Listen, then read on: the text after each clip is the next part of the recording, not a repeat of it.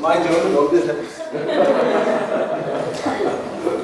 Hi, good evening. I'm Mary. Unlike Rashmi and Lawrence, I'm an expert at nothing. So, my session today is, I was asked to speak on outreach and marketing and PR, and I actually hate those words, marketing and PR. So we're going to concentrate on outreach, and I'm actually going to make you do some of the talking for me. I want to start with some poetry, so you can read it on your own, please.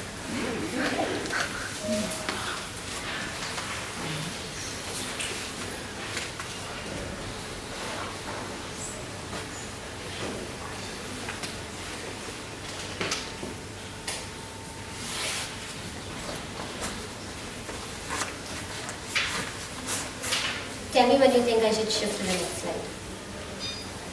May I? Yes. This is a Khasi poet. You can just read the first paragraph if you want.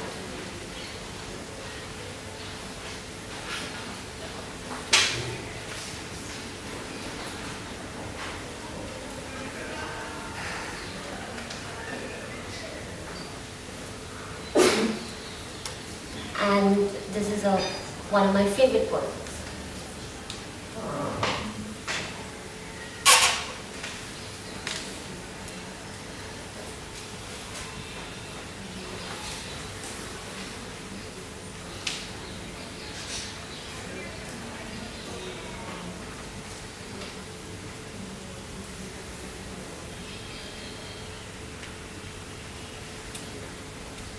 May I? Shift to the next one. So there's a riddle in here, and I'd like you to really read this because I'm going to ask you questions on this.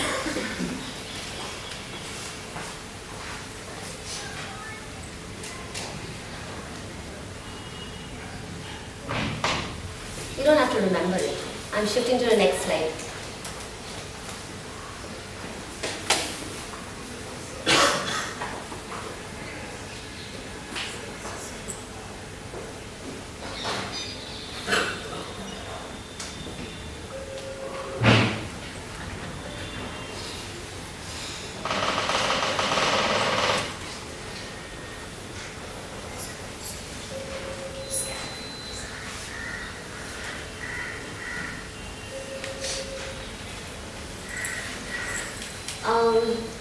Does anyone know what the last two slides were? Was it?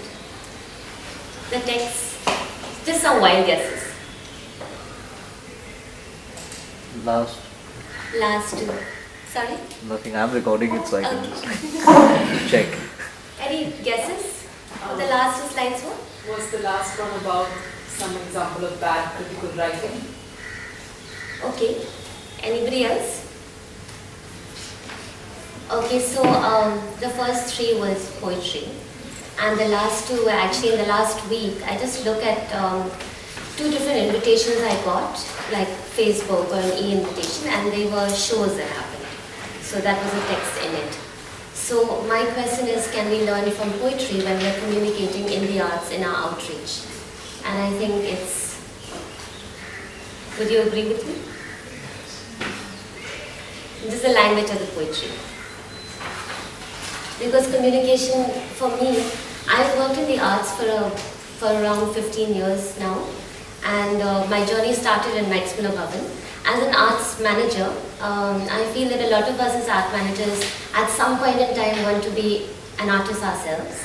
So at some point I decided for myself that I could never be in the stage. I'm not an artist, I'm not an expert in anything like I said. And I'd like to focus actually in the audience. So that is what I do.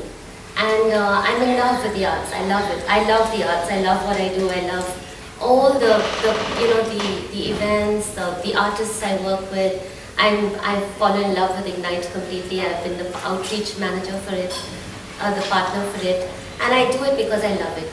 And I also realize that for our audiences to come, there's a very important role that needs to be played to get audiences for everything that you do as artists. You need an audience. So how do we communicate to an artist? So going back now, I say can we learn from poetry in how we communicate to our audiences? There's not a single word in poetry, I think, in poetry that we relate to, that we don't understand. Single words.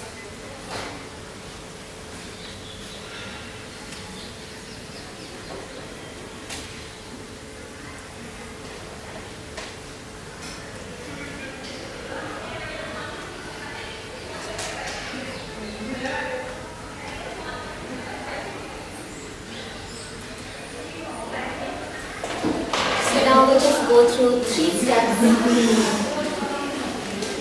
I think when we are creating an outreach plan for whether it's a festival or whether it's an event that we're doing, we need to know what we're doing and we need to know why we're doing. And sometimes if you're part of organizations, it's not you, the artist, is not necessarily doing all the outreach yourself, but you have somebody else doing it for you. And perhaps as an artist, you understand what you're doing and why you're doing it. But the person who's communicating it doesn't necessarily know what it is and why it is. And it's really, really important for the person who communicates it, which is why I don't call myself a PR person. I say I do PR instead, as in P-Y-A-R. Please laugh. So it's important, it's really, really important to understand what you're doing. And the person who's doing that communication outreach for you really needs to know what it is and why you're doing it. So they'll be able to communicate it to everyone else.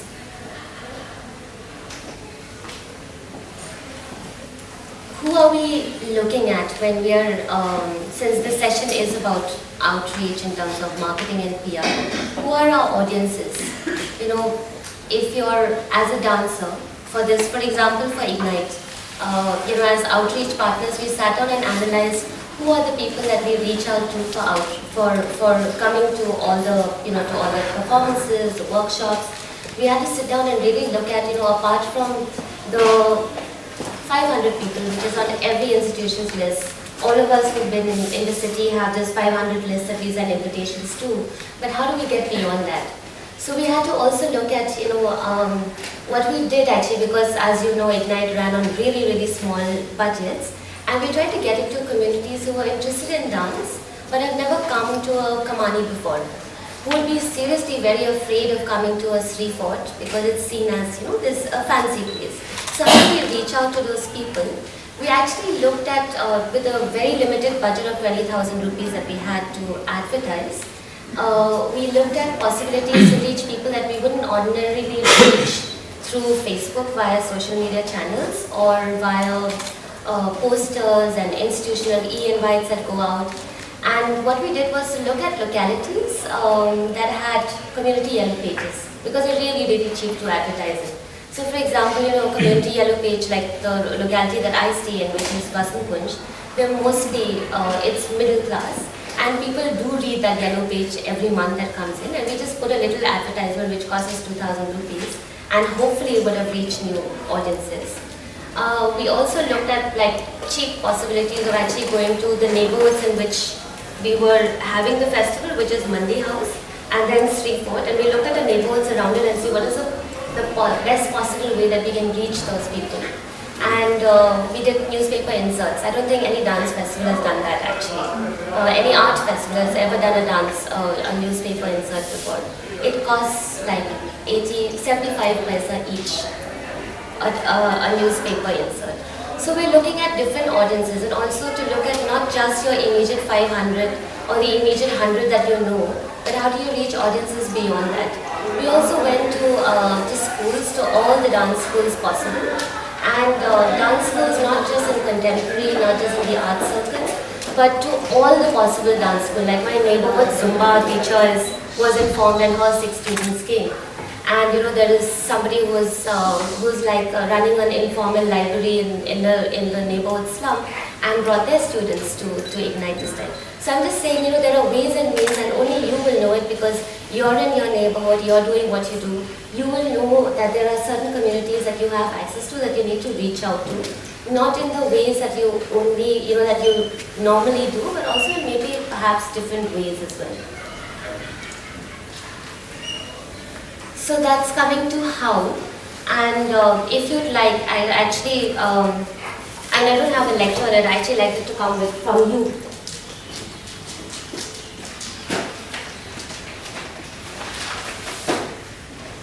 since we are also doing PR as part of this.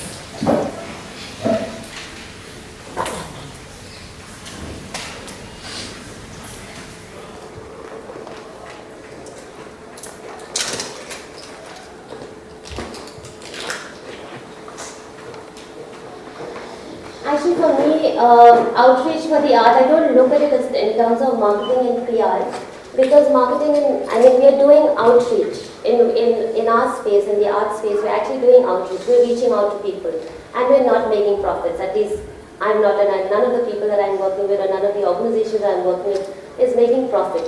You know, it's a non-profit space, right? So if we're looking at outreach, what are the things that we're looking at?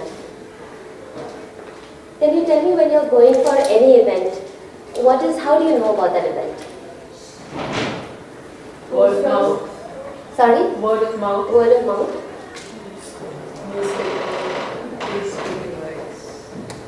Newspaper, somebody said? Posters. Email. Online.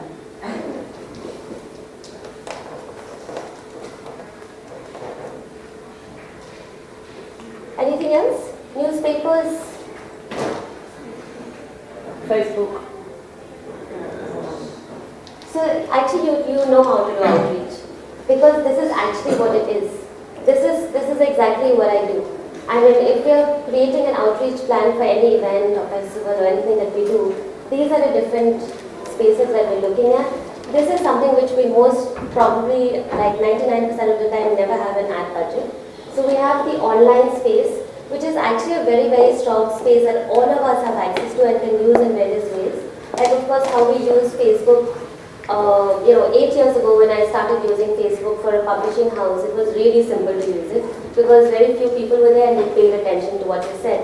But today there are thousands and thousands of Facebook events happening, so it doesn't have the same kind of reach.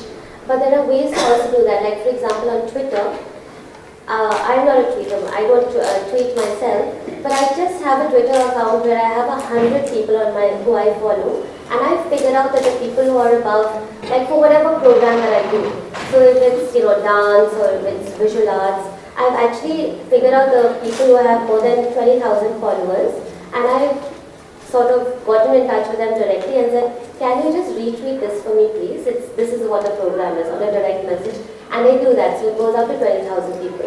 And similarly, you have ways to reach out to these, multipliers. So that's your online, and you can use it in very many ways. And this is actually the easiest thing that all of us can do, and it's free for all of us. So I mean, some of you I think got very excited about the little write-up which says, what do you do with a zero budget? You can do a lot of things on zero budget. And related to this and this also is your database. I don't know if any of you, I'm sure that all of you have friends, people that you've worked with. This database is actually the crux of everything that you're going to do. Your friends, your organizations, and you really have to, I keep telling, I go to all these organizations that I work with now and I say, do you have a database? And you'd be surprised actually, people who have existed for 20 years don't have a database. And you really, that for me, I've got databases from the time that I was working in MMB also. And so over the last 15 years, and in 6 organizations that I've worked on and now started my own, I have databases from all the spaces and it really, really works because it's sort of multiplied. You're getting to these are people that you know, you've been in touch with, they recognize you. So it's very, very important for you to create your databases. And you're using your database to get here online. What is your offline, when you're talking about word of mouth, there are also various ways to reach people offline. So, of course, directly telling people, but what are the possible ways that you can actually reach more people offline? Working in the limited, with very limited resources like we do, is that we find, like today I had a conversation with Maya in the morning, and about a project that Maya is doing, and we spoke about friendships in our community. And all of us function on that friendship. The reason why I'm a partner at Gati today is because we're friends. We've known each other for a really long time, and we help each other out in this community. So it's very important to remember that we all in that offline space, there are lots of us working in similar fields, and we are all open to helping each other out. So that's your database, you're offline. And these are also people who have a lot more reach. So you identify in whatever you're doing that one person is going to connect you to 1,000 more, or 10 more, or 20 more, who's then going to multiply it for you. That's your offline. Your ads, like I said, I mean, most of us, 99% of the time, don't have an ad budget. But like if we did have 5,000, 2,000, 3,000, what is the best way that we can use it? So I've just given you some examples. And there are many more creative ways, because we are creative people. There are actually very many creative ways of actually doing, of using a very, very limited ad budget. So, like recently I did a program, a cultural program in Northeast. And it's a Northeast festival. And I went out to all the little kiosks and restaurants in Delhi and told the restaurants that, every time a food order goes out, can you just put my little brochure for the festival. And I did that because it's a Northeast festival for them. I didn't have to pay them anything, I just gave them these really cheap flyers.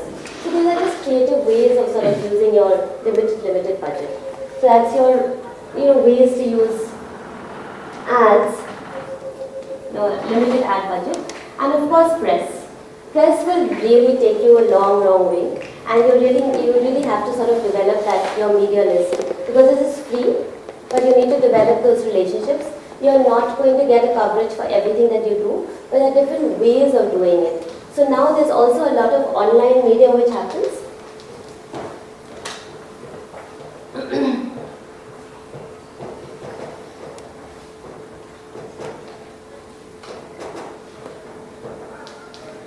There are lots of spaces actually where you can actually post your own press releases. If you write a really good press release, you'll find that people just copy and paste mostly, and you'll have it in 1,000 places. And if you're going to, like, for me, I found that it's really useful when I go to, outside of Delhi or even in Delhi, when I've had just a simple translation of the press release in Hindi and sent to the Hindi press, it works. Don't forget the language press. The other languages, it should not only be in Hindi. And that comes again to communication. How do you communicate it? And learning from poetry.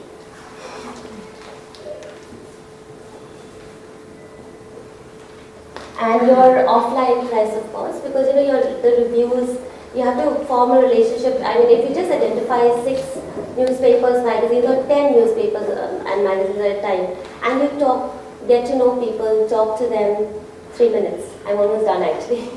And have conversations, excite them about it. I mean, for me, it's never that I'm never selling.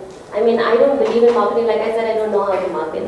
But because you believe in and you know what you're talking about, and you believe in what you're doing, I'm telling you, they will get convinced. So you'll see that we've, this time I think for Ignite, we've had a coverage in over 150 newspapers and magazines so far. And the festival is not over yet, so we hope to have much more. So that was my session on outreach.